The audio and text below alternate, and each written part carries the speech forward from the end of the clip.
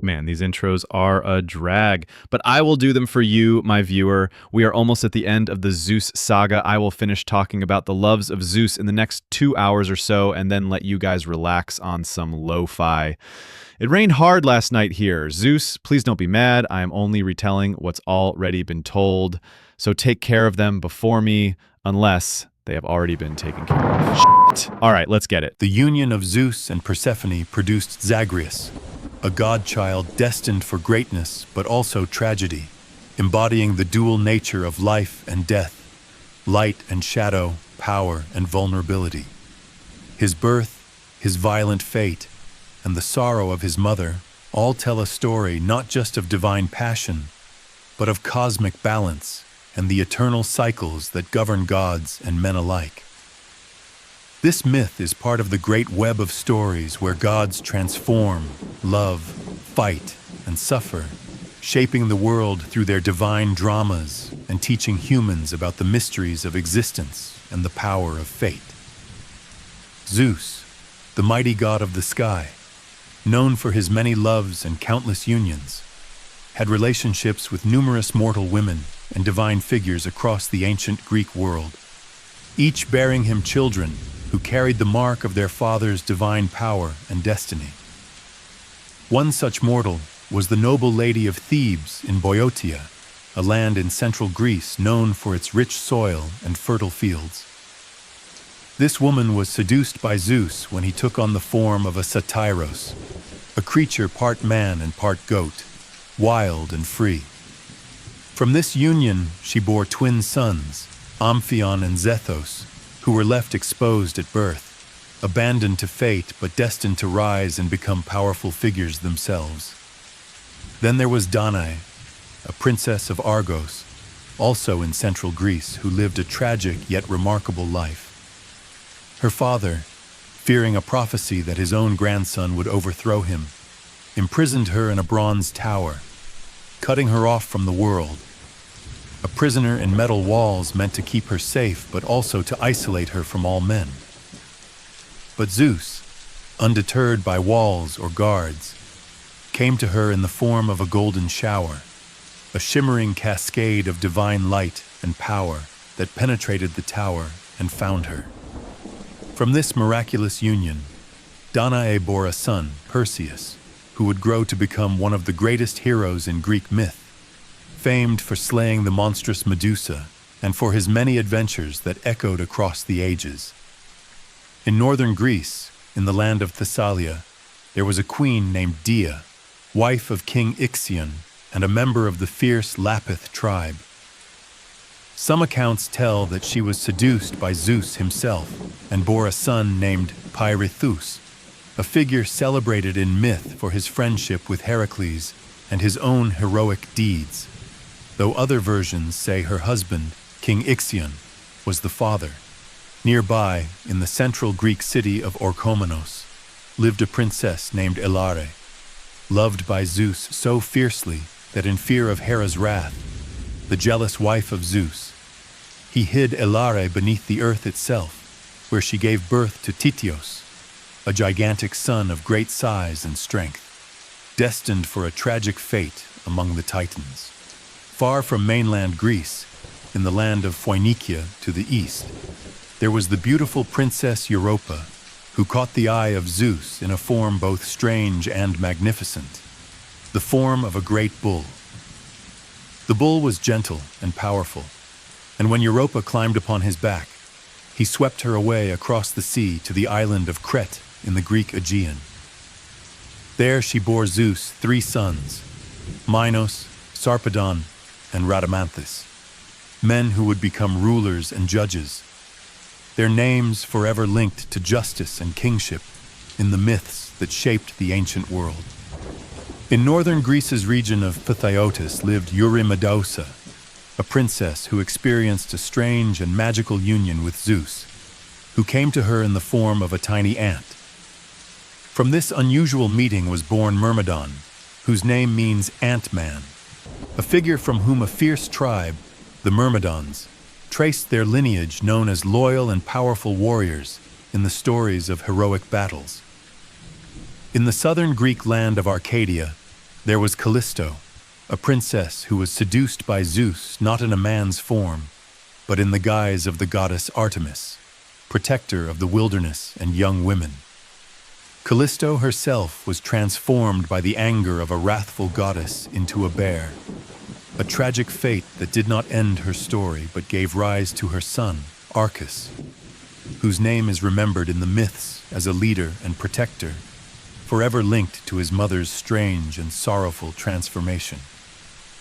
Not far away in Elis, also in southern Greece, lived Queen Callis, wife of King Aethlios.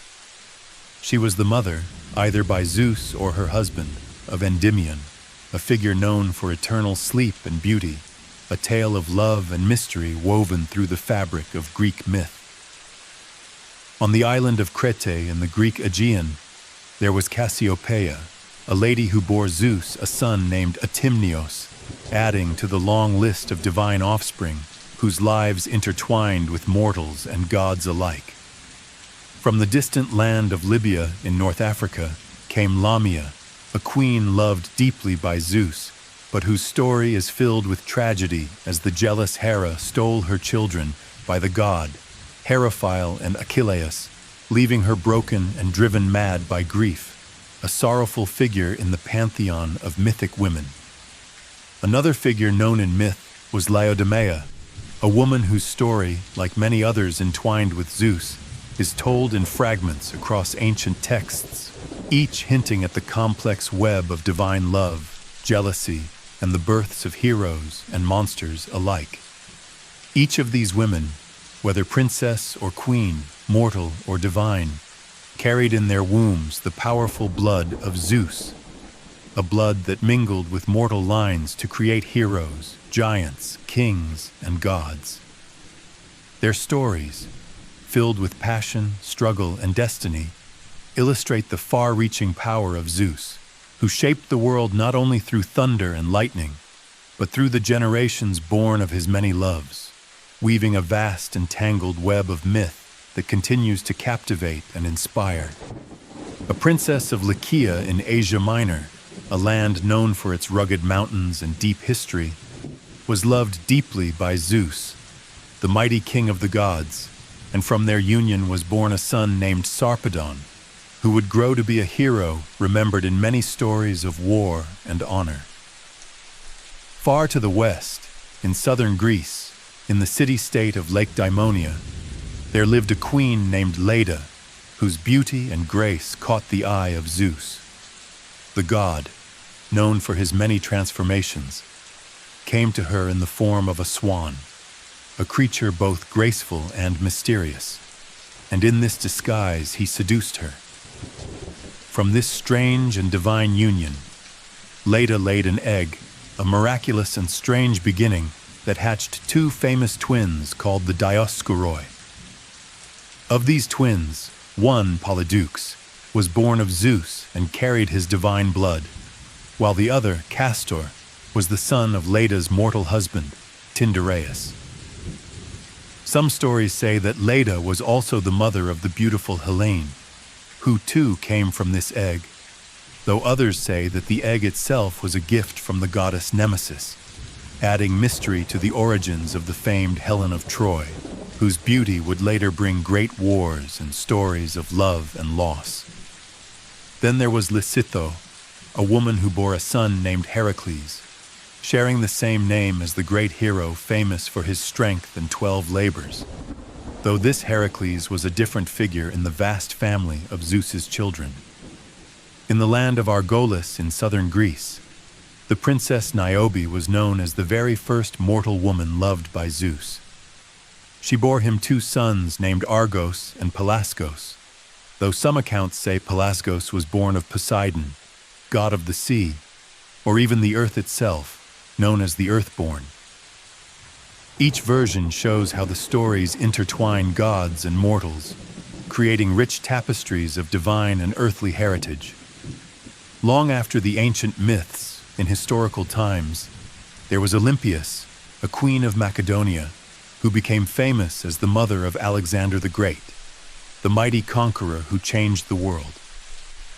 According to legend, Her son Alexander was fathered not by her mortal husband, but by Zeus himself, giving him a divine origin to match his great deeds and empire. Pandora, a princess of the Hellenes and daughter of King Deucalion, the survivor of the great deluge, was also loved by Zeus. From their union, she bore sons named Latinos and Graikos, names that echo the ancient peoples of Greece and their beginnings. Protogeneia, another princess of the Hellenes and also daughter of Deucalion, was loved by Zeus and bore him a son named Aethlios, adding to the royal lines that trace back to divine ancestors. Pyrrha, the wife of King Deucalion, who together survived the terrible flood that swept the world clean, is sometimes said to have borne a son named Hellen, the eponymous ancestor of the Hellenes or Greeks, fathered by Zeus rather than her mortal husband. This story ties the very birth of the Greek people to the divine will of Zeus and the survival after the flood. In the southern Greek region of Achaia, in the town of Aegion, a girl named Pythia was seduced by Zeus, who came to her in the form of a gentle pigeon or dove, creatures known for their peaceful and pure nature, showing once again how Zeus took many shapes to win the love of mortals. One of the most famous mortal women to be loved by Zeus was Semele, a princess of Thebes in the fertile region of Boeotia in central Greece. Their love was strong, but it came with great danger, for Hera, the jealous wife of Zeus, plotted against Semele. Hera's cunning led to Semele's destruction, as she tricked the mortal woman into demanding that Zeus reveal himself in all his divine glory. Unable to refuse her, Zeus appeared in his true form, flashing lightning and thunder. But the sight and power were too great for mortal Semele, who was consumed by the heat of his lightning bolts. Yet Zeus was not without mercy, for he rescued their unborn son, Dionysus, saving the child from the flames and giving him life. Dionysus would grow up to be the god of wine, celebration, and mystery, beloved and feared in equal measure by gods and mortals alike. These stories form only part of the vast and intricate network of Zeus's loves and children, each tale a thread in the fabric of myth that stretches across the ancient Greek world and beyond. The princesses, queens, and mortal women who bore him children each brought forth heroes, kings, gods, and demigods, figures who shaped the world through their deeds and their stories. Their births, sometimes miraculous, sometimes tragic, tell of the power of Zeus not only as ruler of the skies, but as a force shaping destiny itself through his many unions. These divine and mortal offspring of Zeus illustrate the closeness of gods and humans in Greek myth, a closeness filled with wonder, sorrow, joy, and sometimes strife, but always part of the great story of the world as told by the ancients. The sea, locking both her and her newborn son Perseus inside a wooden chest and sending them away to drift upon the waves. But the will of Zeus would not be thwarted by fear or force, and the chest floated to the island of Seriphos, where Danae and her divine child were rescued by a fisherman named Dictys. There the boy would grow in strength and spirit, destined to become a hero of legend, known for slaying the monstrous Gorgon Medusa and rescuing the maiden Andromeda from the sea beast. This child, Perseus, born of golden light and carried by fate, became one of the most celebrated demigods in all the stories passed down through time.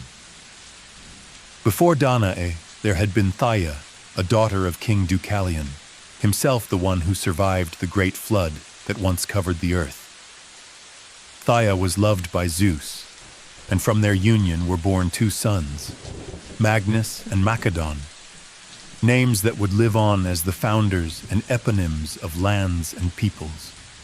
Their blood was royal and divine, their roots deep in the beginnings of the Hellenes, their legacy tied to both earth and sky. But Zeus's desires were not always turned to mortal women. Among the stars of the myths was Ganymedes, a prince of Troy known for his great beauty.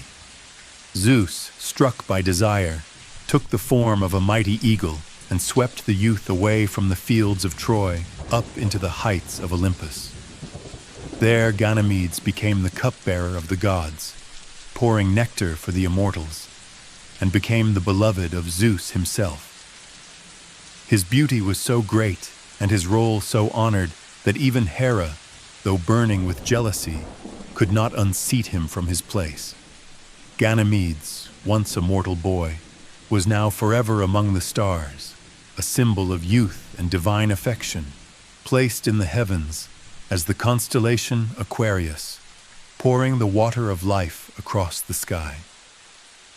And yet, amid this tale of stars and wine, another mortal story unfolded in the city of Mycenae in the southern lands of Argolis, where Danae, daughter of Acrisios and Eurydice, faced the weight of a prophecy that declared her son would bring about her father's death. In terror, Acrisios sought to prevent this future by locking Danae away in a bronze chamber beneath the earth, a prison meant to cut her off from all men and from the hands of fate. But fate, in the hands of Zeus, finds a way. In that dark, quiet chamber, the god transformed himself into a golden shower, a stream of divine light that flowed through the ceiling and found its way to Danae. It was in this form, mysterious and radiant, that Zeus entered her womb and gave her a child. When the truth emerged and Danae was found with child, Acrisios would not believe that a god had come to her. His fear turned to cruelty, and he cast mother and child into the sea in a wooden ark, hoping the waves would wash away the threat to his life. But the sea was not cruel that day, and the gods watched over them. The chest found its way to Seriphos, an island of refuge where Danae was taken in and Perseus raised. This son of Zeus and Danae would grow strong, shielded by destiny and blessed by gods, and would go on to fulfill the prophecy not by intention, but through the winding turns of fate that always unfold in their own time. In each of these stories, whether in the tender love for Thaia, the passionate desire for Danae, the lofty affection for Ganymedes, or the fateful union with so many mortal women, Zeus left behind more than just children. He left behind legends. These unions, filled with desire, fear, love, and divine intervention, are woven deeply into the myths of the ancient world. The gods, especially Zeus, did not remain distant figures high above the clouds. They came down to earth, took part in the lives of mortals, changed their forms, passed through walls, and appeared in dreams and showers of gold. Through these acts, they altered the course of history, not only by their might, but by their love and longing, their jealousy and vengeance, their desire to shape the world in their own image. The story of Danae and Perseus, like that of Ganymedes and Magnus and Macedon, shows that the line between gods and mortals was never solid. It was crossed again and again in shining forms and terrible fates, in joy and sorrow, in exile and triumph. And always at the heart of it was Zeus, the father of gods and men, the thunderer, the cloud-gatherer, the one who saw from high above and acted below. His lovers were many, and his children countless, each bearing a mark of his divine essence, each a thread in the vast fabric of Greek myth that stretched across generations and across the sky itself. In this way, Zeus did not only rule with lightning and justice. He ruled through love, through passion, and through the sons and daughters who carried his name forward into legend. So Danae, daughter of Acrisios and Agenippe, was locked away in a stone-walled prison by her father, who had heard a prophecy that the son born of his daughter would one day be his death. Fearing the fate foretold by the gods, he did what many did in the face of prophecy. He tried to stop it, believing he could defy the future by locking away his own daughter from all men. In that dark and hidden place, far from the eyes of mortals and sealed away from the world, Danae remained, until Zeus, the cloud gatherer and king of the gods, came to her not in human form, but as a stream of golden light. He passed through the cracks of the bronze or stone enclosure, descending upon her as a shower of gold, and from that divine union a child was conceived. That child was Perseus, who even before his birth was touched by fate and glory. When Acrisios learned that Danae had borne a son, he did not believe her tale of a god's golden form. In fear and anger, and still bound by the dread of the prophecy, he had both mother and child placed into a wooden chest, an ark without sails or oars, and cast it into the sea, hoping the waves would finish what he could not. But Zeus did not forsake his son. The chest drifted upon the wide and open waters, guided by unseen hands, until it reached the island of Seriphos, where a humble fisherman named Dictys discovered it. He drew the box ashore with his net, and opening it, found Danae and her infant son inside, alive and protected by divine will.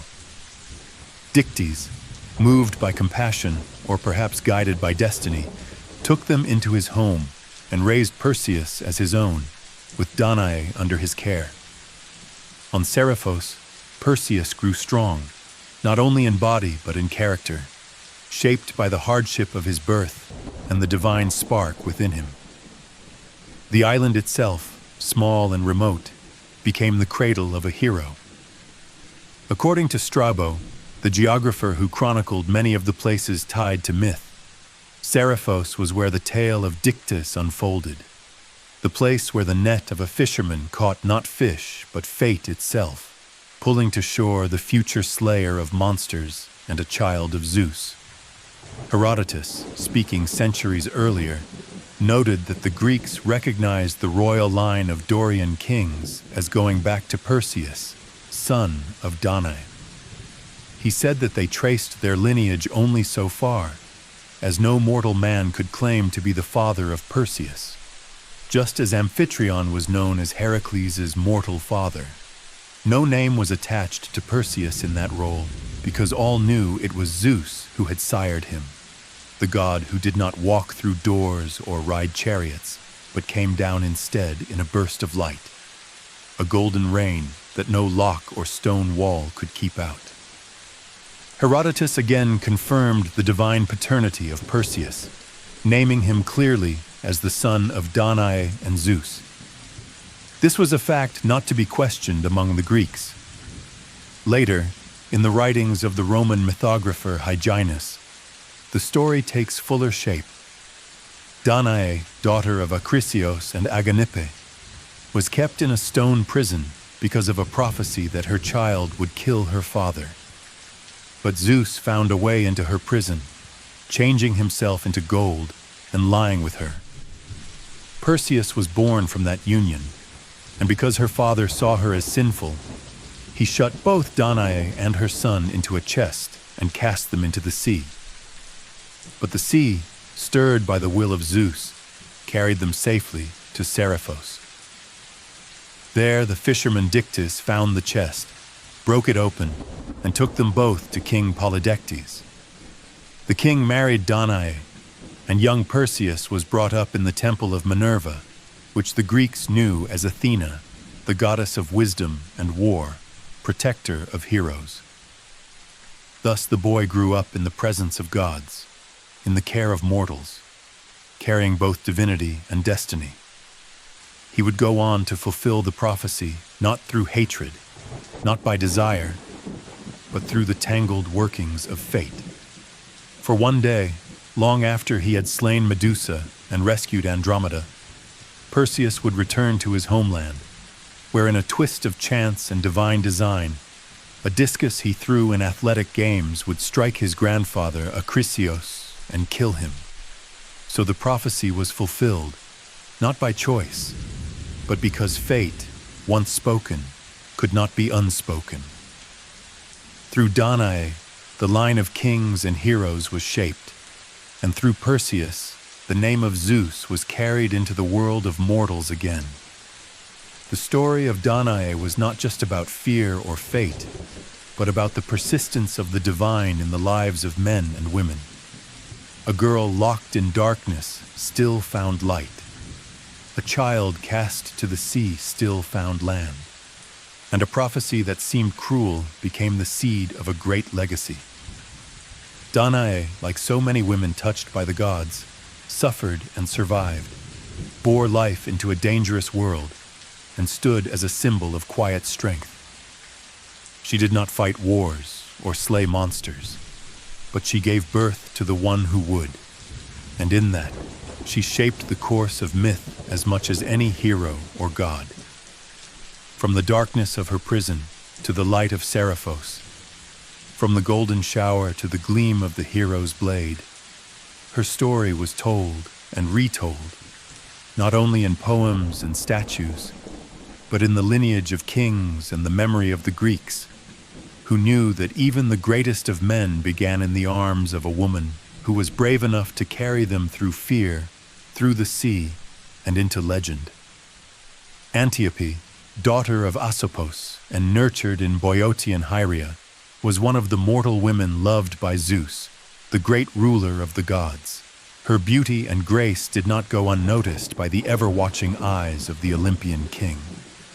In the quiet hills and shaded groves near Mount Kithaeron, Zeus took the form of a satyr to approach her, and through that divine union, she conceived twin sons, Amphion and Zethos.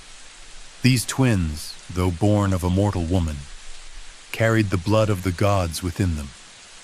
Their story would later be tied to the city of Thebes, which they helped found and fortify. They built the walls of the great city, not just with strength, but with music and power, as Amphion was said to move the very stones with the sound of his lyre. Antiope's tale was not one of comfort or peace. For as many women who were touched by Zeus, she too suffered. But her legacy lived on through her sons, who were counted among the primal founders of Thebes, the city of 7 gates.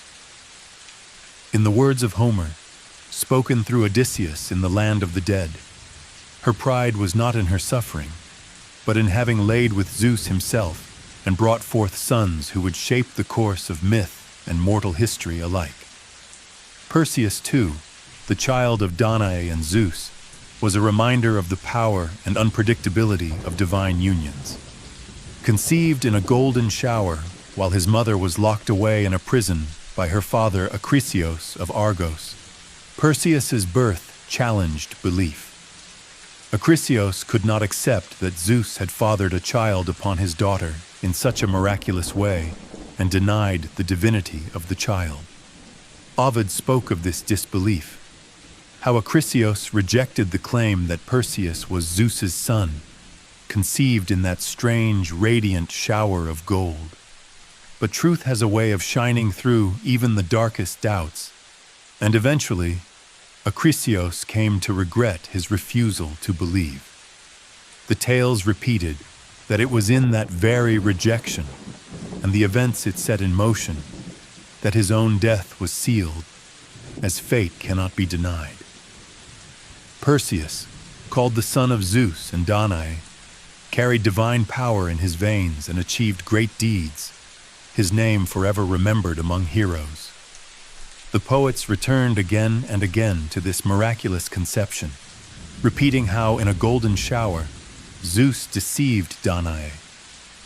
Whether locked in a chamber of bronze or stone, guarded against the prophecy that her son would kill his grandfather, she still received the touch of the god who would not be denied. The imagery of Zeus descending as gold became a symbol repeated in art and story, of power and light entering the darkness to spark life. Even in stories far removed from Danae, this golden imagery persisted. Ovid joked that the water Midas touched might have rivaled the shower that beguiled Danae. Such was the mark of her tale, it was unforgettable, woven into the very fabric of myth and imagination. As for Antiope, her tale stood beside Danae's as another chapter in Zeus's many unions.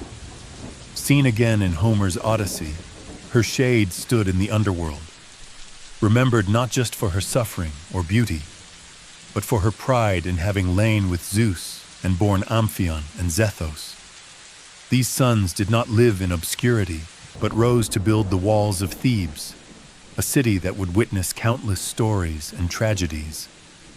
Hesiod also sang of Antiope, mentioning the town of Hieria where she was nurtured. Though the fragments of his words have been lost to time, it is clear that he too told of her connection with Zeus and the children that came from that divine encounter.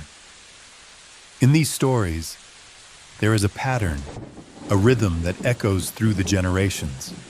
A god descends, a mortal woman receives him, and from that union a child is born who shapes the world. The gods often came not with kindness, but with power and inevitability. The women they chose did not always ask for it, but they bore the burden and the blessing of those unions. Their sons and daughters became heroes, kings, and founders of cities. Their names lived on not just because they were touched by gods, but because they endured. Danae, Antiope, and others were part of this endless dance of divine and mortal. Zeus, whether as golden light or as a satyr, found his way to them, leaving behind children who would live in the songs of poets and the hearts of those who dreamed of greatness. Each story, while different in setting and shape, echoed the same truth, that the will of the gods cannot be locked away, that fate finds its path, and that even in sorrow or doubt, glory may follow. The tales of Danae and Antiope remind us that the line between mortal and divine is not so clear. In these ancient myths, it is not just the strength of men that matters, but the endurance of women, the weight they carry, and the lives they bring into a world shaped by forces beyond their control. And so, through golden showers and mountain groves, through hidden chambers and forgotten towns, the stories unfold of godly desire, of human pain, of heroes rising, and of mothers who, without choosing, became part of the endless, shining thread of myth. Antiope, the daughter of Nycteos and Polyxo, was a mortal woman whose life was forever changed when she was visited by Zeus. From this union, she became pregnant with twin sons, Zethos and Amphion. But this divine affair brought great sorrow and chaos to her life. When her father Nycteos discovered her condition, filled with anger and shame, he sought revenge. Terrified by her father's threats, Antiope fled from her home and found shelter in Sicyon, where King Epopeios took her in and made her his wife. The pain of betrayal and dishonor was too much for Nycteos, and in his final command, he ordered his brother Lycos to avenge him by punishing both Antiope and Epopeios. After giving the order, Nycteos took his own life, leaving behind a legacy of bitterness and unfinished vengeance.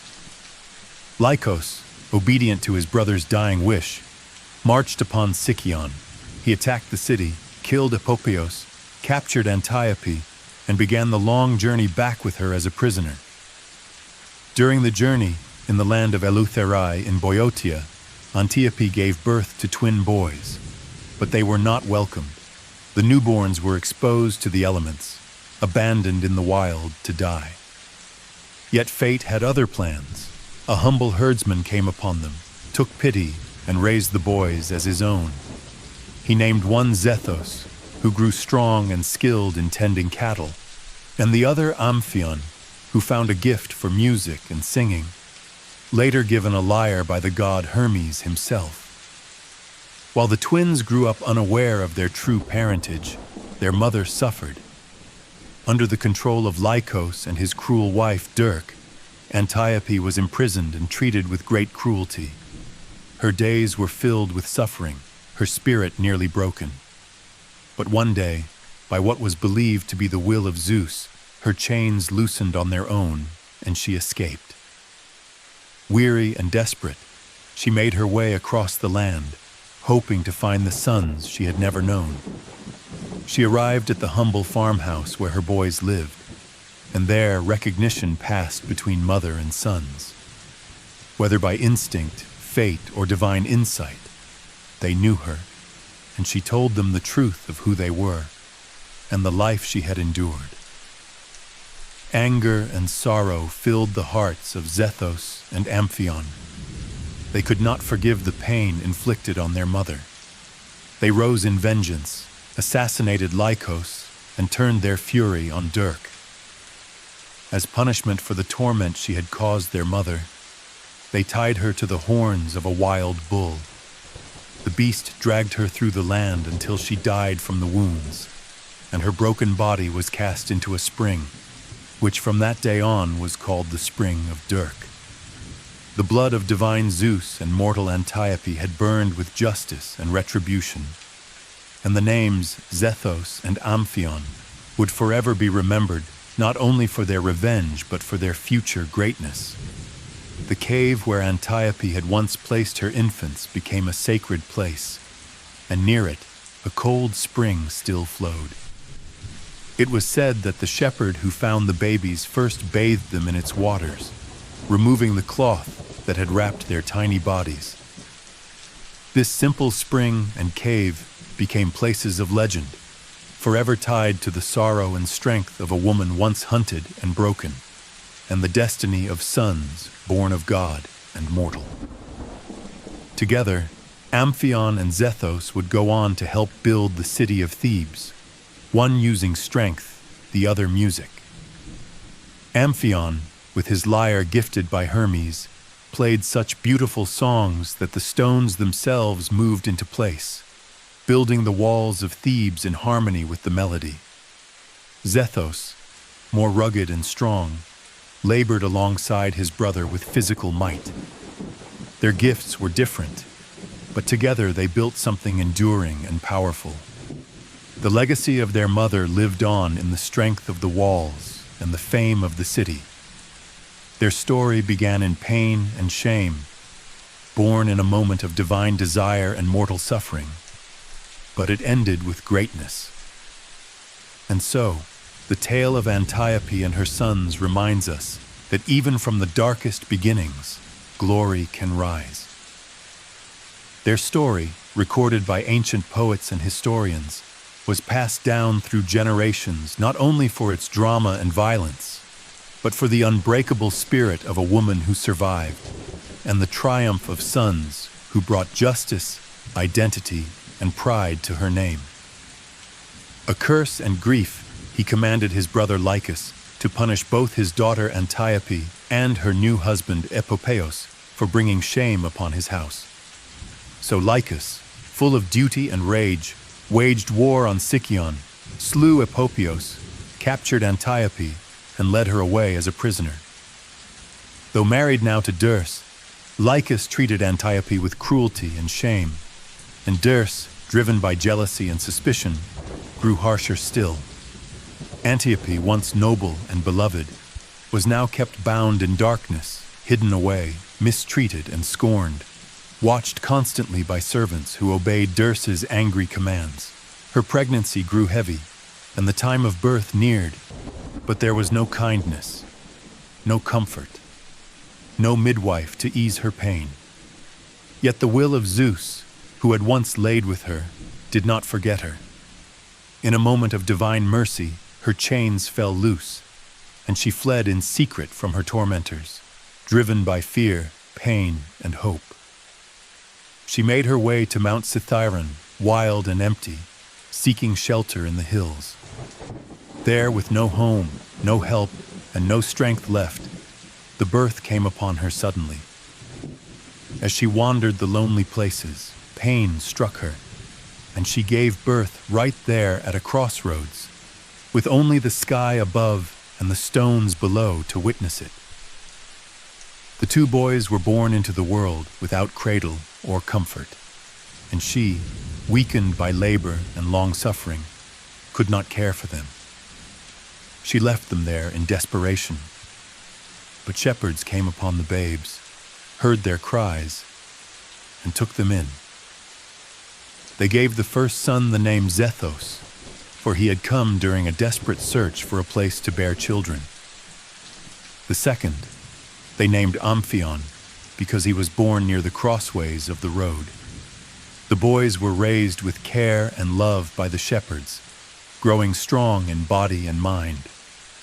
Zeus became sturdy and skilled in the ways of herding and the land. Amphion, gentler and gifted, discovered the music of the lyre, a gift that would one day shape the fate of cities. In time, they learned the truth of their origin, the story of their noble and sorrowful mother, the cruelty she endured, and the injustice she suffered at the hands of Zeus and Lycus reached their ears. Their hearts burned with rage and purpose when Antiope, still wandering and broken, came at last to where her sons now lived. Mother and sons were reunited, and vengeance soon followed. Zeus, who had spent years in cruelty, was captured by the twin sons of Antiope. In a judgment fitting the pain she had caused, she was bound to a wild bull, just as she had once ordered for Antiope. The bull dragged her through the rocky wilds of Mount Cithaeron, and her body was torn apart. From the ground where her body fell, the god Dionysos, whom she had once served, brought forth a spring from her remains, and that spring bore her name, Zeus, for all time. Thus, the land itself remembered her fate, and the tale passed into legend. The twins, Zeus and Amphion, now known as sons of Zeus and Antiope, continued their story with greatness. The lyre of Amphion, strung and blessed by Hermes, could move stones with song. Zeus, with his great strength, laid stones upon stones with muscle and will. Together they built the mighty walls of Thebes, a city destined for fame and tragedy alike. Their music and strength worked in harmony to raise the towers and gates, and the city stood as a monument not only to their power, but to their mother's suffering, endurance, and redemption. The old legends said that Antiope, once a princess of noble blood, then a captive, prisoner, and outcast, was restored to honor through the deeds of her sons. She found peace at last in the city her children helped build, and the world remembered her not only as a woman caught between gods and kings, but as the mother of heroes. Poets and historians, across time and lands, spoke of her, whether they called her daughter of Nyctius or of Asopos, whether her lover was named Zeus or Epopeos, whether her sons were born in stables or at the crossroads. Her story endured, shaped by sorrow and victory alike. Even in different versions of her tale, whether written by Aesios or Euripides or later Roman tellers like Hyginus, the central truth remained unchanged, that from her suffering came greatness, and through her children justice was done. The image of Antiope fleeing her father, tormented by Zeus, and giving birth alone on Mount Cithaeron, stood as a powerful symbol in the minds of those who told her tale. She was remembered as a woman wronged, but never erased, as a mother abandoned yet never forgotten by her sons, as one who lost everything but lived to see her name honored. And in the flowing waters of the spring called Zeus, in the high gates of Thebes built by Zeus and Amphion, and in the songs of poets and the records of mythographers, Antiope's memory lived on. The myths may twist, and storytellers may change the shapes of events, but the heart of her story, of divine love, mortal pain, and the rise of a lost woman's children, echoed across ages, never silenced. Leda in the form of a swan, we begin with the tale of another union shaped by the will of Zeus and the silent language of disguise. But before that tale unfolds, the story of Antiope must reach its end. After the death of her father Nyctius, who, filled with sorrow and rage, had sworn that Antiope should not go unpunished for her supposed disgrace, his final words were a command to his brother Lycus to carry out that cruel vengeance. Lycus, bound by that dying oath, came to the land of Sicyon, where Antiope had fled and married Apopius, who had offered her protection.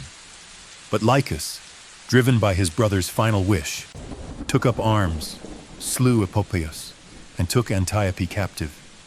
He bound her and dragged her away to Mount Cithaeron, a place of lonely hills and wild winds, and there left her in sorrow and pain. In the wilderness, far from the safety of home or hearth, Antiope gave birth to twin sons. But in her despair and weakness, she left the infants behind. Yet fate did not abandon them. A shepherd found the helpless boys and, moved by compassion, took them in and raised them as his own. One he named Zethus, and the other Amphion. These sons of Zeus grew up not knowing their true mother, but they grew in strength and skill. Zethus learned the ways of the land, strong and earthy, while Amphion, gifted by the gods, found music in his soul and learned to play the lyre, which would one day move even stones.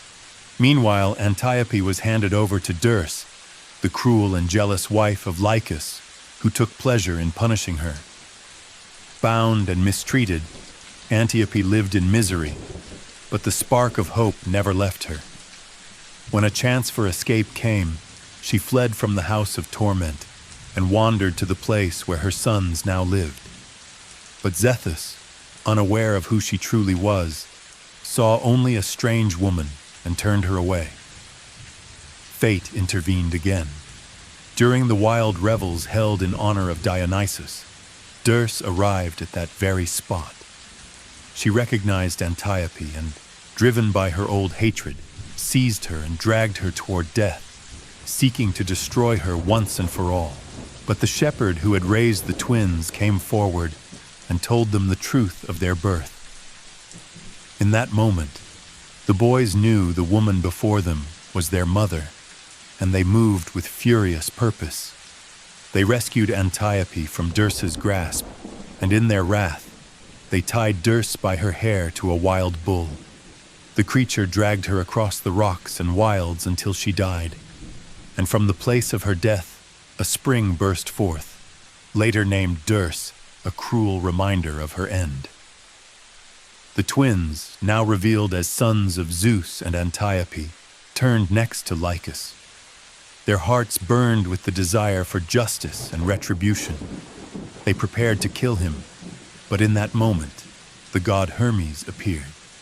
He commanded them to spare Lycus, and instead ordered him to surrender his kingdom to Amphion. Thus, justice was done not through death, but through the transfer of power.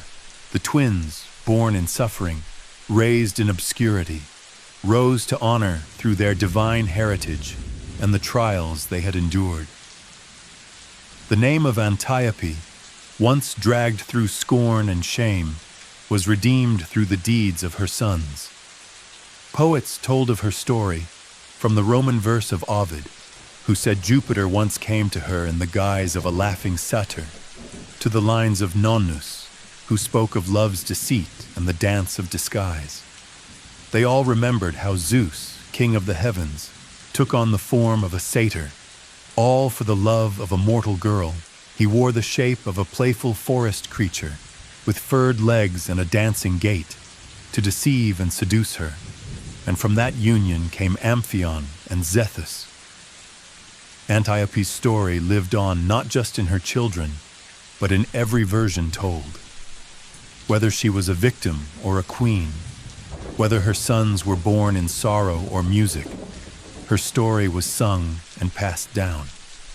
The path she walked from princess to prisoner to mother of kings was carved with hardship but ended in triumph. The twin sons she bore built walls with strength and song, and Antiope's suffering became the seed from which a city rose.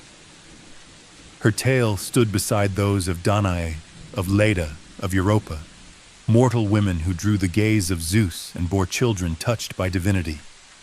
Each had a story marked by sorrow and greatness, each shaped by love in strange forms. And so, Antiope's name joined the great roll of mortal women loved by Zeus, her memory carried in stone and song, in springs and myths, and in the legacy of the city her sons helped build. Callisto, daughter of Lycaon, was a maiden of Arcadia who roamed the wild mountains, untouched by men, hunting alongside the goddess Artemis. Her days were spent under the open sky, in the company of wild beasts, with the scent of pine in the air and the silence of the high peaks broken only by the calls of birds or the whistle of the wind. She had taken a vow of chastity to follow Artemis, to remain pure, and to live a life of freedom beneath the trees and stars. But Zeus, the great ruler of the skies, saw her beauty and was taken by desire. He came to her in secret, hidden from the watchful eyes of the goddess, and seduced her. For a time, Callisto kept the secret, carrying the weight of what had happened in silence, continuing to follow Artemis, her eyes on the hunt, her mind full of confusion and shame. But the truth cannot remain hidden forever. One day, as the huntresses bathed in a clear stream under the sun, Artemis saw the signs of Callisto's condition. The goddess, strict and cold in matters of purity, was filled with rage. She did not listen to words or tears. She raised her silver bow, and in a burst of divine anger, she struck Callisto down. Or in other tales, she cursed her and changed her form. Callisto was no longer a girl. She became a bear, her human shape twisted by divine wrath, her thoughts still her own, but trapped within the body of a wild beast. In this terrible form, she gave birth to a son, whom she named Arcas. Time passed. The mountains remained her home, but danger was always near. Goat herds came upon her one day, and they, seeing only a bear and a child, captured them both and took them to Lycaon, Callisto's father. There, in the halls of her own kin, she found no comfort. Lycaon, either blind to her fate or cruel beyond measure, betrayed them. In another telling, it is said that Lycaon, pretending ignorance of the child's divine heritage, prepared a terrible feast to test Zeus, and placed on the table the flesh of the babe, thinking to deceive the god. But Zeus, in his wisdom and anger, destroyed Lycaon and restored the child. The child survived and grew, and his name, Arcas, echoed through the forests and hills of Arcadia. He became a hunter, like his mother once was, and roamed the same lands, his bow in hand and courage in his heart. Callisto, still in the form of a bear, lived in the wilds, hidden and feared. One day, fate played its cruel game again. Arcas came across a great bear in the woods, not knowing it was his mother. Driven by instinct, by training, by the laws of survival, he raised his weapon against her.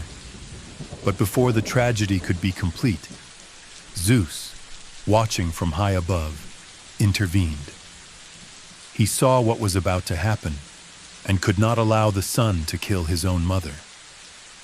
In a flash of divine mercy, he reached down and lifted both into the heavens. He placed them among the stars, where they would be safe and remembered forever. Callisto became Arctos, the great bear, her shape now eternal in the sky. Arcas followed, placed beside her as the bear warden, Bootes, a guardian in the heavens. In the sky they shine still, wheeling across the night, mother and son preserved beyond time. This was not the end of sorrow. Some tales say that Hera, wife of Zeus, jealous and full of wrath, begged Oceanus and Tethys not to let the bear ever bathe in the sea. And so the great bear moves through the sky, but never sets, always circling, always shining, never dipping below the horizon, a figure cursed to eternal motion. And still other voices from the ancient world echoed Callisto's fate. Homer spoke of Artemis, cold and swift, who brought down the girl with a silver arrow. Apollodorus wrote of her capture and her sorrow. The fragments of Hesiod remembered her as one who lived wild and free, taken and changed by gods and fate. And in the stars, her story was drawn across the sky, a warning and a remembrance. Zeus, the father of Arcas, acted in power and mercy, but the cost of that mercy was transformation, the loss of self, the loss of voice, and a story told forever by others. The story of Callisto is not just of love or seduction or divine passion. It is the story of a vow broken by force, of punishment cruel and sharp, of a mother's fear and a son's near-tragic mistake. It is a tale held by shepherds, told by poets, remembered by the stars. And so every night, when the great bear turns slowly overhead and Bootes walks beside her, those who know the old stories remember the girl who hunted in the hills of Arcadia, the girl who became a bear, the bear who was once a mother, the mother who was turned into light and silence. And as a bear, Callisto wandered the wild places of Arcadia, far from her old life, far from the company of Artemis and the innocent hunts she once loved. But the tale had not begun in darkness. Callisto, whose name was remembered across the mountains and rivers of Greece, was said by Eumelos and others to be the daughter of Lycaon, though Hesiod claimed she was one of the nymphs and not born of mortal man. Asios wrote that her father was Nycteos, while Pherecydes gave him the name Keteos. Regardless of her parentage, all agreed she was a companion of Artemis, following the goddess through forest and glade, dressed as a maiden of the hunt, swift with the bow, devoted to the life of the wilderness, and sworn to remain a virgin in service to the goddess. Her oath was strong, her steps light, her joy found in the chase and the whisper of the trees. But Zeus, high king of the gods, saw her and desired her. He did not approach her as himself, but took on a disguise to trick her. Some said he wore the face of Artemis, others that he became Apollon.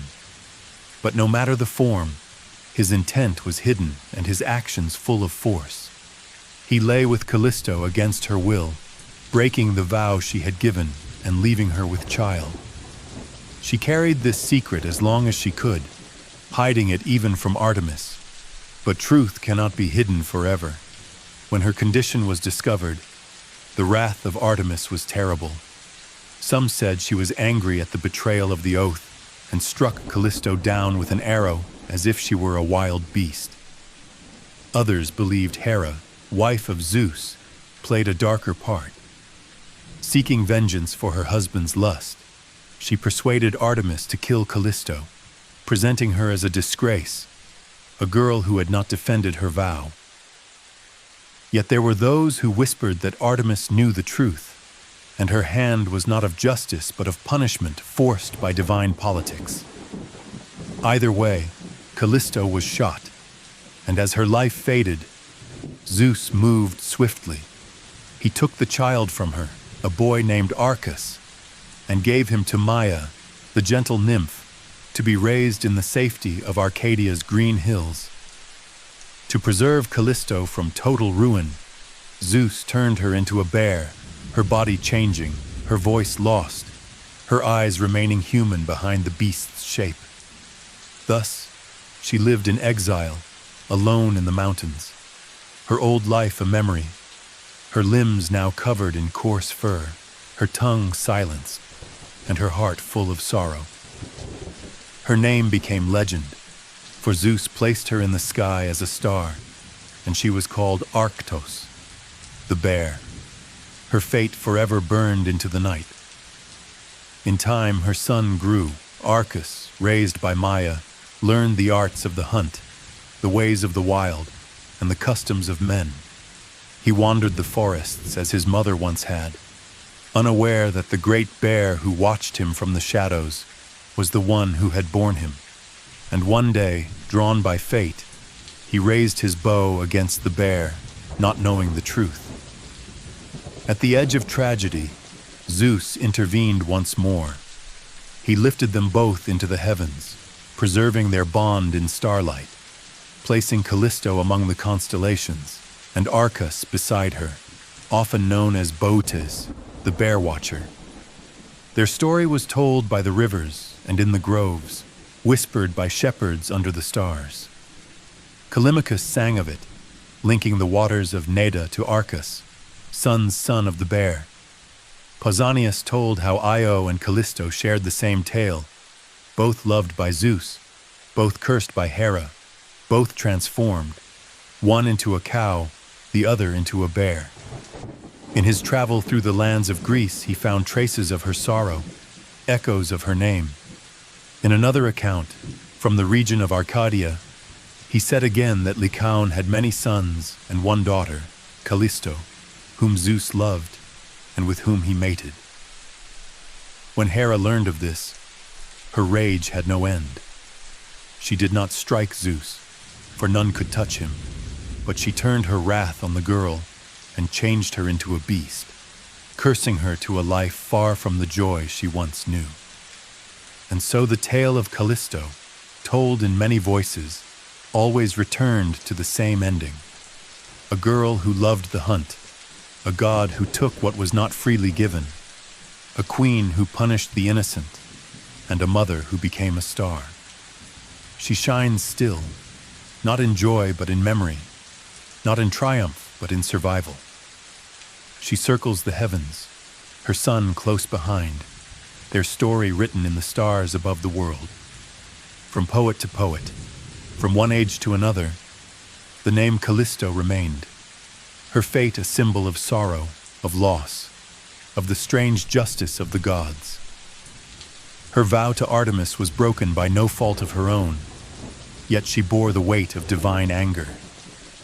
Her love for her son survived through transformation and silence, and though her body became that of a bear, her spirit remained unbroken, a mother watching the skies. Thus ends the tale of Callisto, daughter of Lycaon or Nycteos or Cateos, companion of Artemis, victim of Zeus, enemy of Hera, and forever a constellation in the night sky.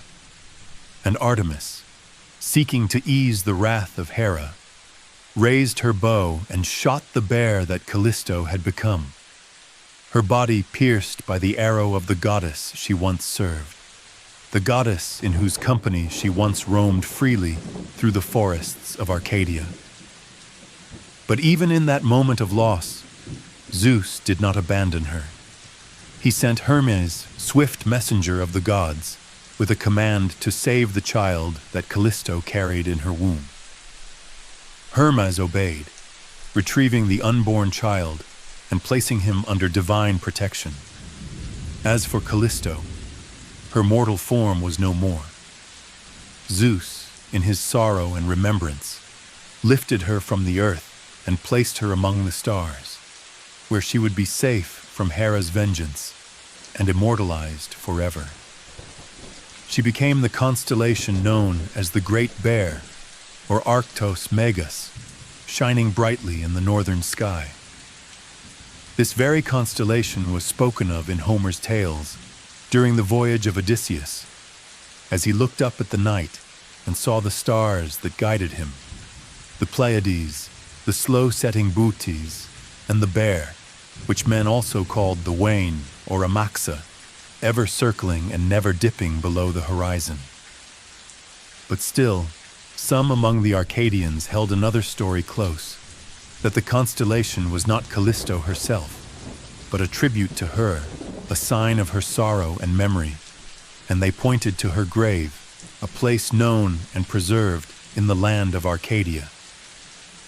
It was said that if one journeyed down from Krunoi for 30 stades, they would come to that resting place, a mound of earth rising high and covered in trees of all kinds, some bearing fruit and some barren.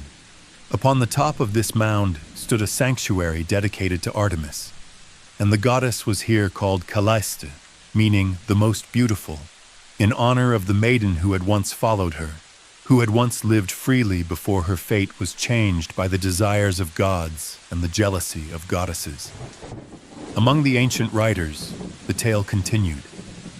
Pseudo-Hyginus, recording the ancient myths, spoke of the sons of Zeus, and among them was Arcas, the child born to Callisto, daughter of Lycaon. In another telling, he wrote that Zeus, coming in disguise as a guest to the house of Lycaon, seduced his daughter Callisto, and from their union was born Arcas, who would grow to become a great leader and would give his name to the land of Arcadia, shaping its identity and future with his own. He too would have his fate intertwined with the stars, for he was part of the sky's great story, forever watching over the bear. Yet it was not only divine love that shaped Callisto's end, it was the fury of Hera. In another account, it was said that Hera, filled with rage at Zeus's betrayal, transformed Callisto into a bear as punishment for lying with her husband. Her human shape was taken from her, her voice lost, her limbs changed, her eyes darkened by confusion and grief. But Zeus, unable to undo the curse, found a way to honor her.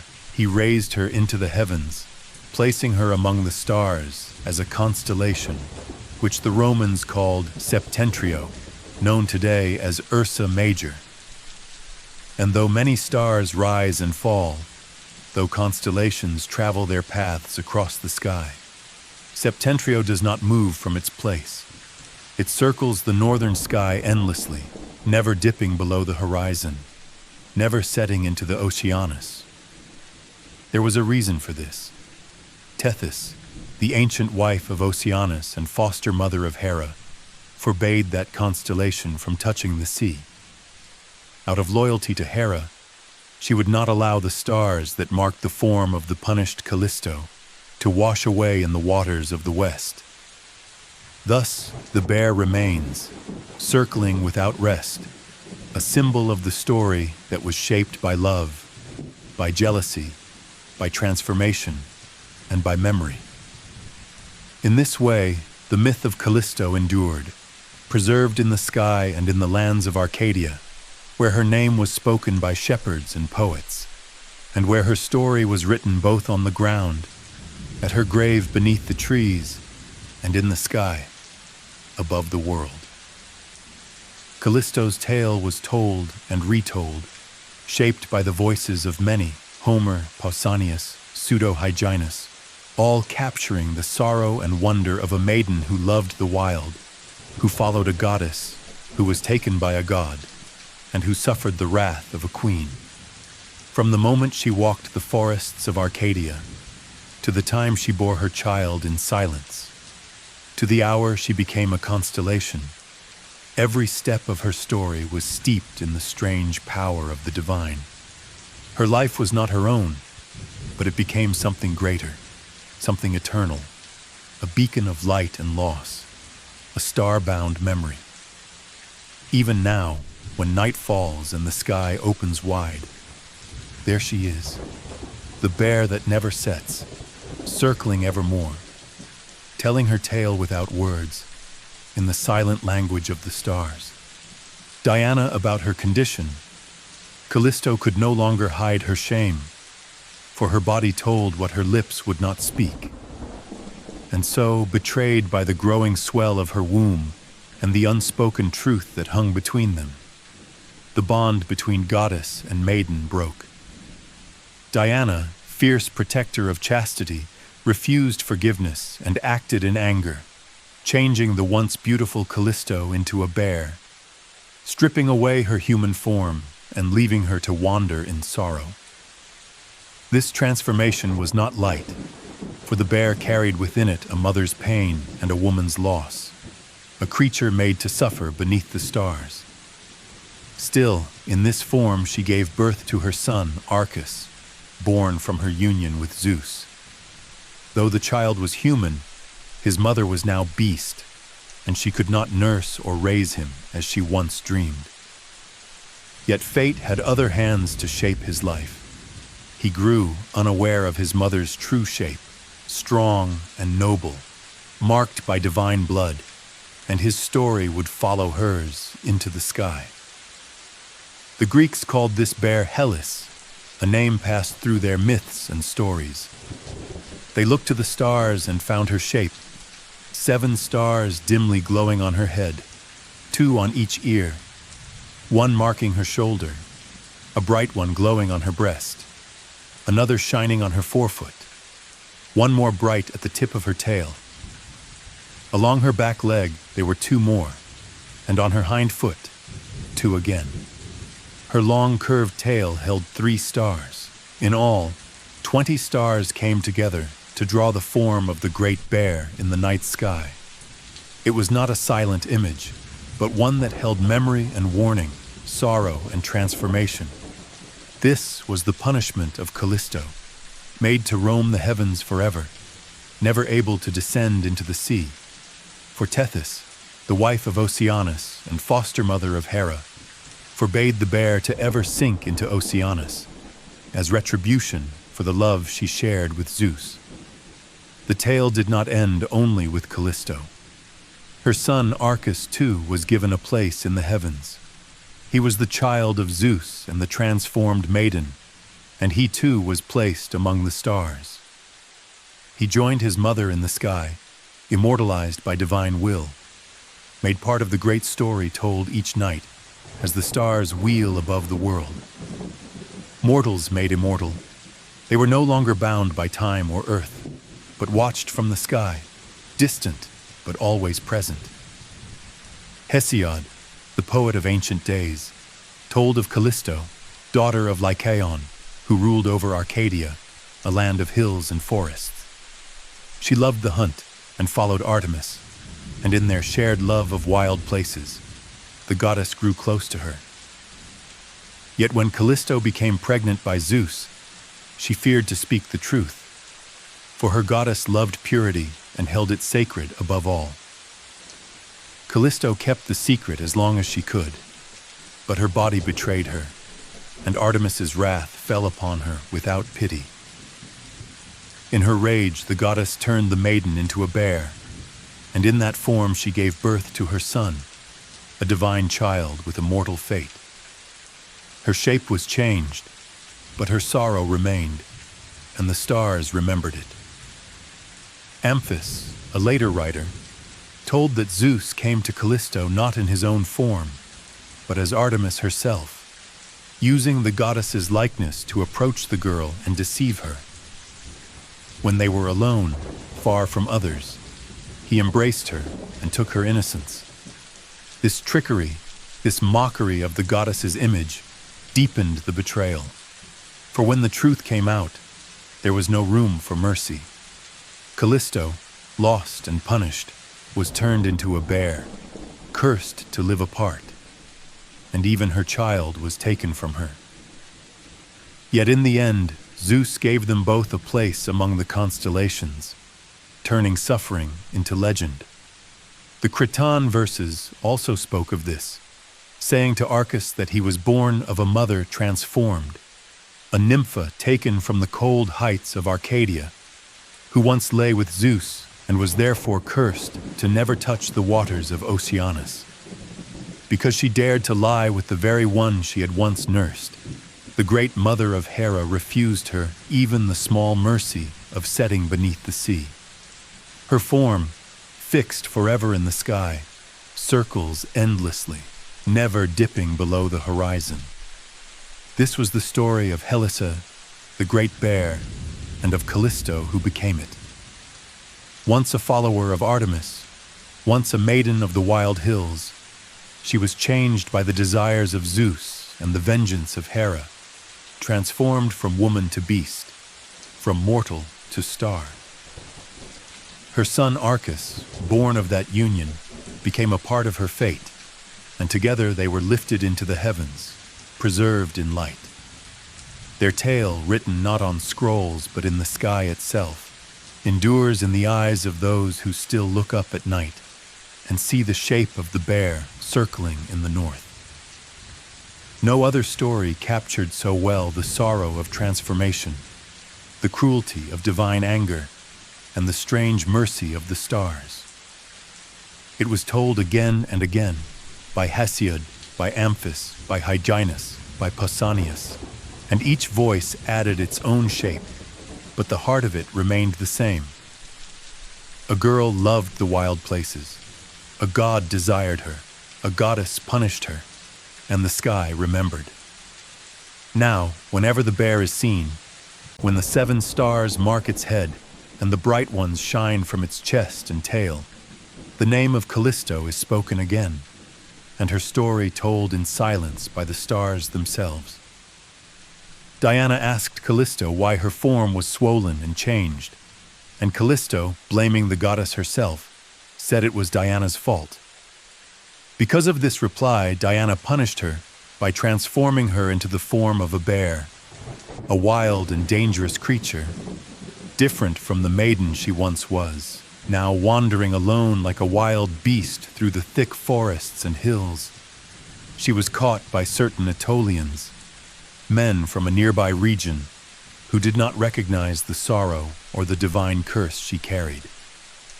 They took her as a gift, along with her son, and brought them into Arcadia to King Lycaon, a man known for his savage ways. In their ignorance of the laws and sacred customs, Callisto, now a bear, rushed into the temple of Zeus Lycaeus, a place where no beast or unholy thing should tread, for it was sacred to the great god Zeus in his aspect as the wolf or the lycanthrope, the wolf god. Her son, following close behind, entered with her, and the Arcadians, seeing this sacrilege, were quick to pursue them with weapons, ready to kill both mother and child for violating the sacred space. But Zeus, mindful of his own fault in this terrible fate, could not allow such injustice. He rescued Callisto and her son from their pursuers and took pity on them. In his mercy, he placed them high among the stars, giving Callisto the name Arctos, meaning bear, and her son the name Arctophilus, meaning bear watcher or bear guardian. This act of placing them among the constellations was both a punishment and a form of salvation, lifting them out of their mortal misery and into the eternal sky. The story of her son, Arctophilus, is told elsewhere, but it begins with this divine rescue and elevation. There are many versions of this tale, for, as with many ancient stories, the details change with the telling. Some say that after Callisto was embraced by Zeus, Hera, his wife, in a fit of anger and jealousy, transformed Callisto into a bear as punishment for her husband's infidelity. Later, when Callisto, still in bear form, met Artemis, the virgin huntress goddess who was sworn to protect chastity and hunt wild beasts, Artemis, not knowing the bear's true identity, killed her with an arrow. But once the gods discovered this tragic mistake, Zeus took pity and placed Callisto among the stars as a constellation to honor her memory. Others tell a different version. As Zeus was pursuing Callisto in the woods, Hera suspected what was happening and rushed there, hoping to catch Zeus in the act of wrongdoing. To conceal his fault more easily, Zeus transformed Callisto into a bear just before Hera's arrival. Hera, furious to find only a bear instead of the maiden she expected, pointed the bear out to Artemis, who was hunting nearby, commanding her to kill it. Artemis obeyed, killing the bear, not knowing it was Callisto. Zeus was filled with sorrow at this turn of events, and thus placed the image of the bear in the sky, made up of shining stars, so that all might remember the tragedy and the cruelty of the gods. This constellation, known as the Great Bear or Ursa Major, is said never to set below the horizon, always circling in the northern sky. Ancient storytellers offered a reason for this unique behavior. Tethys, the wife of Oceanus and nurse of Hera, refused to let the constellation sink into the ocean at night. This refusal was said to be because Callisto was once a concubine in Hera's bed, and Tethys, acting as Hera's guardian, denied her the rest and peace of sinking below the sea. Thus, Callisto's image is forever fixed in the sky, never setting, a reminder of her story and her fate. Areithus of Tegea, an ancient storyteller, further recorded these myths, preserving the tale for generations to come, so that the story of Callisto, the girl turned bear, the mother transformed, and the star in the sky, would never be forgotten. The sorrow of her tale, the wrath of the gods, the mercy of Zeus, and the eternal constellations all combined to make her story one of the most enduring in the rich tapestry of Greek mythology. However, Areithus of Tegea, a writer of histories long ago, tells a slightly different story from the others. He says the woman was not Callisto but Megisto, and that she was not the daughter of Lycaon, but rather the daughter of Cteus, making her the granddaughter of Lycaon. This change in family line shifts the story slightly, but the core events remain much the same. Areithus also says that Cteus himself was known as the constellation Kneeler, a name that carries its own meaning and connection to the stars. All the other details he shares agree with the stories told before, showing that this tale happened in the wild lands of Arcadia, specifically on the mountain called Nonacris, a rugged and mysterious place, deep in the heart of the land where legends were born and lived among the forests and hills. The mountain Nonacris was known for its wild beauty and its hidden glades, where nymphs and gods could meet unseen by the eyes of mortals. Turning now to the words of Ovid, the Roman poet, who in his great work Metamorphoses paints the scene with rich and vivid imagery. He begins by telling us that the mighty Zeus, the Almighty Father who ruled over gods and men, kept a careful watch over the earth and all its affairs. Yet, of all the places on earth, his own land of Arcadia weighed heaviest on his mind. It was a place of wild mountains and deep forests, a land full of mystery and sacred groves. As Zeus moved through this land, his eyes fell upon a particular nymph of Nonacris named Callisto. She was not like other girls who spent their days spinning soft wool or styling their hair in gentle fashions. No. Callisto was a warrior, a favored huntress of the goddess Artemis, also called Phoebe or Trivia. She carried her spear lightly but firmly, sometimes her bow, and she was known to be the greatest in Artemis's eyes among all the maidens who roamed the mountain slopes of Myenalus. She was a girl of the wild, proud and free, whose strength and spirit marked her as special. Yet even the favorites of the gods must sometimes fall. One afternoon, while the sun still shone brightly in the sky, Callisto found a quiet glade deep in the virgin woods, a peaceful place untouched by others. There she unstrung her bow and set aside her quiver, resting her head on the colorful case that held her arrows like a pillow. She lay down on the soft grass, weary and unprotected, alone in the calm of the forest. It was at that moment that Zeus saw her. He thought to himself that this act was a bold one, a trick he could play upon his wife Hera without her ever finding out. Or if she did, all her scolding would be worth it because of the prize he hoped to win. Zeus, taking the form of Diana, also known as Artemis, copied her face and dress perfectly. He approached Callisto, calling her "my dear," "best of my troop," and asked which mountain coverts she had been hunting. The girl rose from the green grass and greeted her queen, saying that she was greater even than Jove, another name for Zeus, himself. Though Zeus was there to hear the bold words and smiled, happy that she praised his assumed form so highly.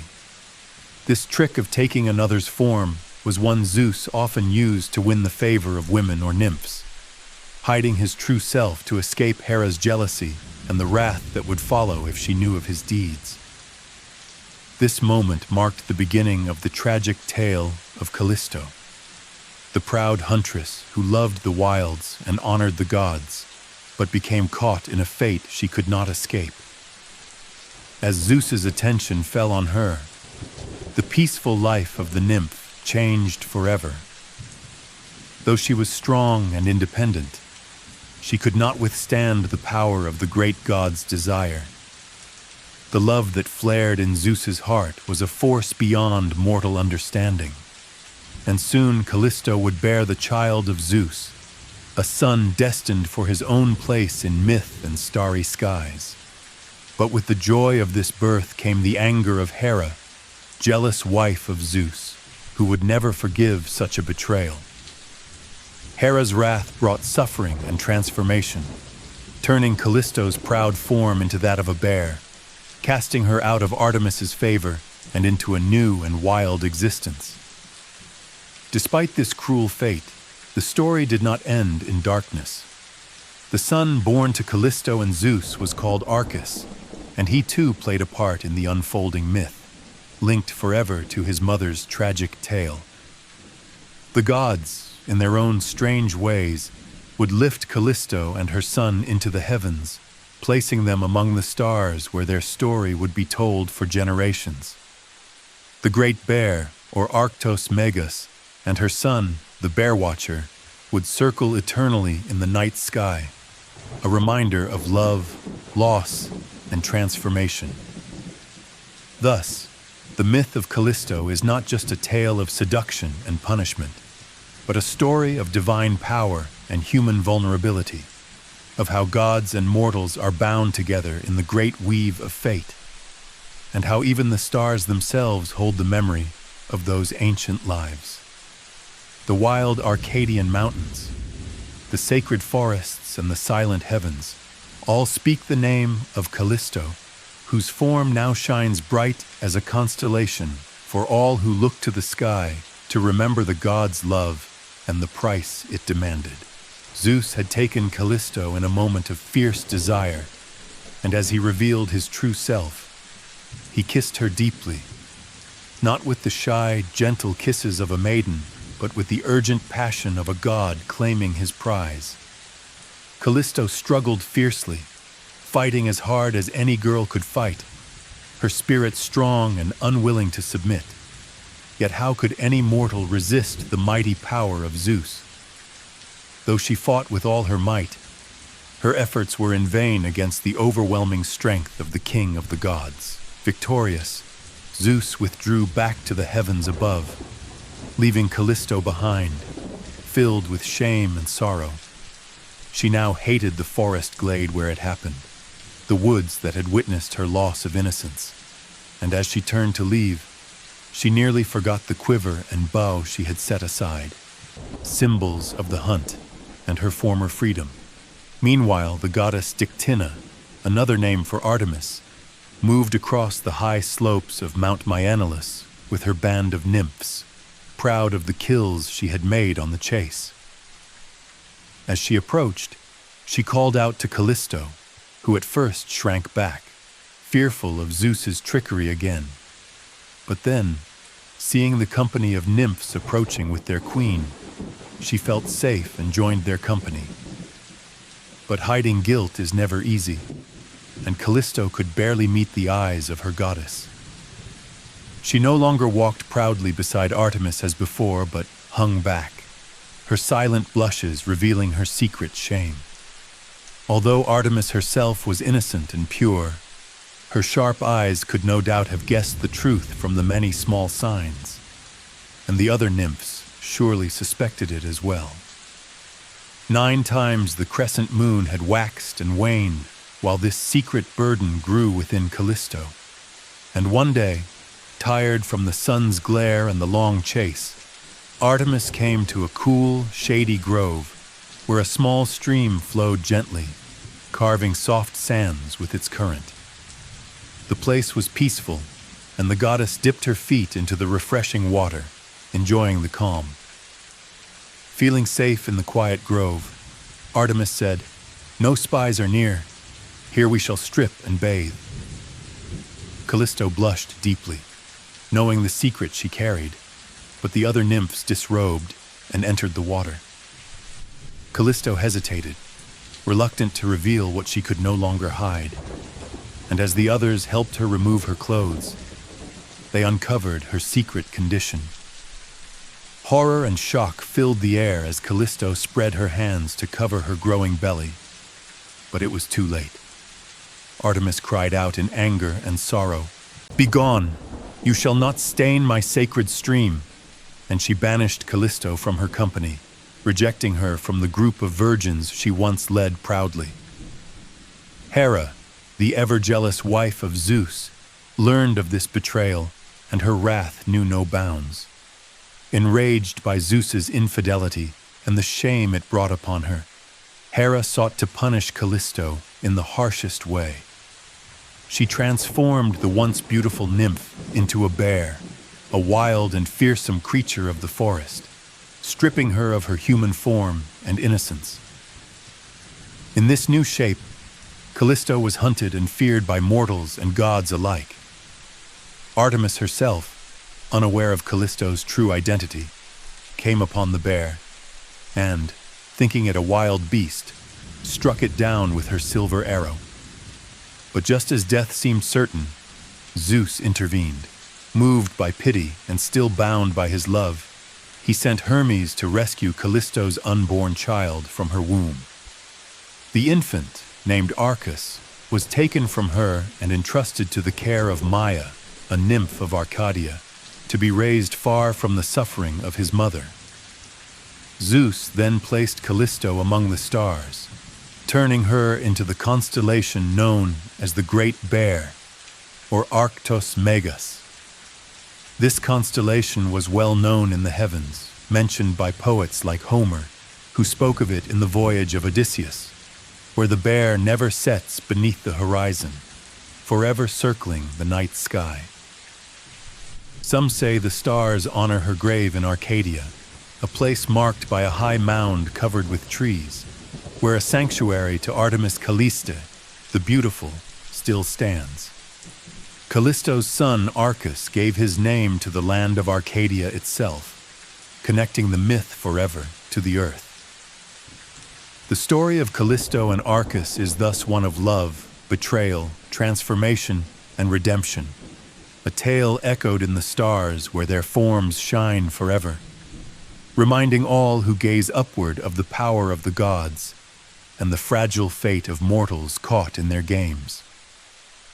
Hera, the mighty thunderer's consort, had known the truth for a long time and had waited patiently for the right moment to take her terrible revenge. The pain and anger she felt were focused especially on the child that had been born, Arcas, the boy who reminded her most sharply of Zeus's betrayal. Hera's eyes burned with fury as she fixed them on the boy, and she could no longer contain her wrath. She called the mother a strumpet, blaming her for giving birth and for revealing to the world the injury done to her and the disgrace of her lord Zeus. Hera vowed that the joy and beauty that had once won Zeus's favor would be destroyed by her hand. Without hesitation, she seized the woman by her hair and threw her forcefully to the ground. The woman, now filled with dread, held out her arms, begging silently for mercy, but Hera's wrath would not be stopped. Over the outstretched arms, thick, rough fur began to spread, transforming her skin. Her nails grew long and sharp like claws, curving downward until her hands were no longer hands but feet to walk on. The lips that Zeus had once praised became terrible jaws, fierce and wild. and any ability to speak was taken away, replaced by a fierce growl filled with anger and menace. She was changed utterly into a bear, a creature both fearsome and wild. But within that beast's body, her woman's heart remained, full of sorrow and longing. Though she could no longer speak, she raised her paws to the stars above and blamed Zeus silently for his betrayal and ingratitude. How often in those long, lonely years, she feared to lay down her head for rest in the dark woods, wandering endlessly before the home she once knew, through fields she had once walked as a woman.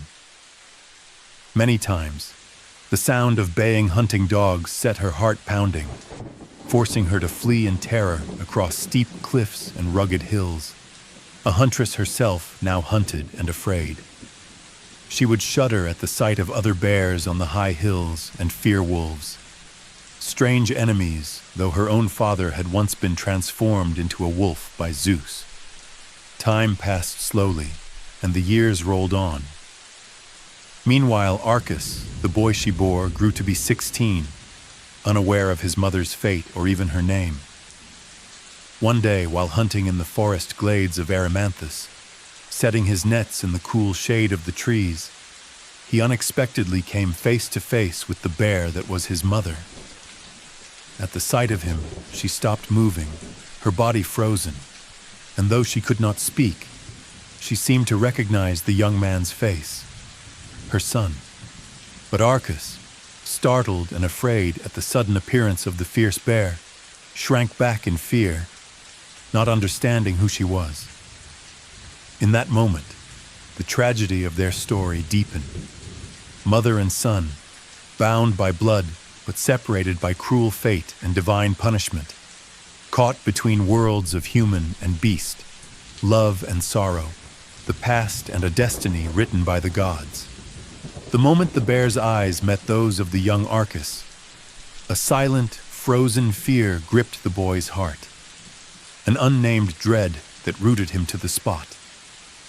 Her gaze was unmoving, fixed forever on his own, holding a wild power that made his blood run cold.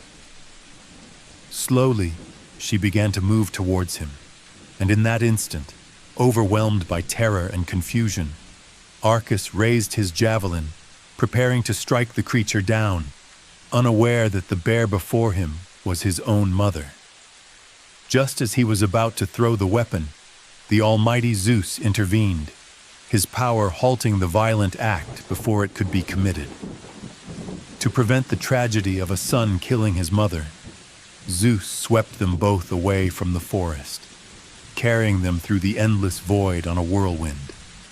In this divine rescue, Zeus transformed them into stars and placed them side by side in the sky, creating the twin constellations known to all as Ursa Major and Ursa Minor, the Great Bear and the Little Bear, forever immortalized in the heavens. Yet, the story did not end there, for the queen of the gods, Hera, burned with fury and resentment over this insult. Seeing the woman she had punished now honored in the sky beside her son was more than she could bear. In her rage, she descended from the celestial halls to the depths of the sea, seeking out Tethys and old Oceanus, powerful sea gods revered by all the deities. When they asked her why she had come from the heights of Olympus to the watery depths, Hera declared her shame and anger openly. She called herself dethroned and mocked, claiming that another now reigned in her place, and that her power was mocked by the very sight of these twin stars shining at the utmost pole of the sky. She lamented how, at night, the world is darkened, yet these stars, symbols of her rival's triumph, glow in heaven to humiliate her. Hera's words were bitter and sharp, asking who would still fear to offend her when her punishments only seemed to reward those she wished to punish.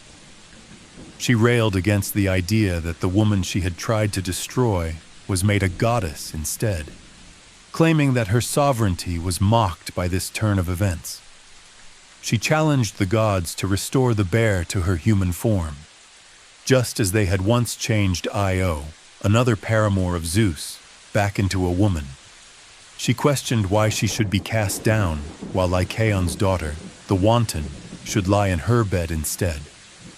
Hera's grief and anger poured out as she appealed to Tethys and Oceanus, begging them to block the sevenfold star cluster from polluting the purity of their waters, so that this disgrace would not contaminate their seas. The sea gods, respectful and bound by their loyalty to the queen, gave their assent, and Hera, her fury unquenched but her will upheld, returned to the heavens through the clear and cloudless air, leaving the stars fixed in their eternal place. This tale of Callisto, once part of the sacred circle of Hamadryades and a devoted companion to the huntress Diana, shows how even the divine are caught in webs of love, jealousy, transformation, and fate. Once a proud huntress who roamed the wild mountains and deep forests, Callisto's life was changed forever by the secret love of Zeus, the mightiest of gods, and the wrath of Hera, his jealous wife. Her story, marked by innocence, passion, punishment, and ultimate immortalization, has echoed through the ages, immortalized in the patterns of the night sky that all mankind has looked upon in wonder. Callisto, once a devoted companion of Artemis, the virgin huntress, had sworn an oath of chastity, touching the goddess's bow as a witness to her vow and promising to remain pure among the sacred band of maidens who followed Cynthia, another name for Artemis. Artemis praised her for her pledge and named her a leader among her companions, a princeps. Callisto was determined to keep this promise, but her natural beauty and fate soon betrayed her. She carefully avoided contact with mortals, but the supreme god Jupiter, or Zeus, was captivated by her charm and made her sin against her vow. One day, after returning from hunting and as the sun stood high in the sky, Artemis reached a dark, secluded grove, thick with ilex trees and centered around a deep, cool fountain of water. She proposed to bathe there with her maidens. The nymphs undressed without hesitation, but Callisto hesitated and blushed, suspicious and ashamed, for her swollen belly betrayed her secret. She was no longer a virgin, but a mother, carrying the child of Zeus. Artemis, whose trust was broken, addressed her coldly, calling her perjured Lycaonis, and ordering her to leave the company of virgins, and not to pollute the pure water with her presence. Time passed, marked by the moon completing 10 cycles, and Callisto's situation became clear to all. Hera, the wounded and jealous wife of Zeus, raged fiercely at the knowledge that this girl, an unwilling victim of her husband's desire, had borne a son. In her fury, Hera transformed Callisto's beautiful human form into that of a wild, shaggy bear, a creature feared and despised. Hera's cruel words echoed in the woods, telling Callisto to sleep with a beast's hideous face, mocking her and her disgrace. The bear, once beloved by the highest god, now roamed the scrubby hillsides, her fate cruel and lonely. Years passed, and the bastard boy, Arcas, grew into a youth of about 15. One day, mother and son met face to face in the forest, and the bear halted as if recognizing her child. She growled, a sound that was her only way to communicate, her parental speech in the form of a wild animal's cry. The boy, not knowing the bear was his mother, raised his spear, ready to strike her down. Yet just in time, Zeus intervened, whisking them away from their tragic fate and placing them together in the heavens as shining stars. Callisto was honored as Arctos, the bear, leading the sky, while Arcas followed as Arctophylax, the bear watcher, shining side by side for all to see. But Hera's anger did not subside. She journeyed to the sea and begged Tethys, the white-robed goddess of the waters, to to forbid these stars from ever dipping into her sacred ocean. Hera could not bear that the shame of her rival should pollute the purity of the sea, and the sea goddess consented, thus ensuring that the constellations would never set or dip below the horizon. So the two bears remain fixed in the northern sky, eternal witnesses of love, betrayal, punishment, and divine mercy. This story of Callisto, once a pure huntress turned into a star, shows the cruel power of the gods' passions and jealousies, and how fate can turn beauty and innocence into legend and constellations that shine for eternity. There are old stories from Achaia, a region in southern Greece, that tell how Zeus, the king of the gods, once changed his form into that of a gentle pigeon, a creature soft and harmless, when he fell in love with a maiden named Phthia. Phthia lived in the town of Aegean, a place known for its peaceful beauty and quiet life. Zeus, known for his many transformations to win the love of mortal women, chose the form of a small, gentle bird to approach her without causing fear or suspicion. This story, passed down through generations, reveals how even the mightiest god could adopt a humble guise for love, showing a side of Zeus that is both cunning and tender. Phthia, unaware at first of the true nature of her visitor, was charmed by the delicate pigeon that came to her, symbolizing how the gods could mix the ordinary with the divine. The tale captures the mystery and magic of Zeus's love affairs, where divine power met simple human lives, and the gods shaped their stories in ways both surprising and gentle, reminding all who heard it that the gods walked among mortals in forms both grand and small, always weaving their will into the lives of men and women across the ancient world.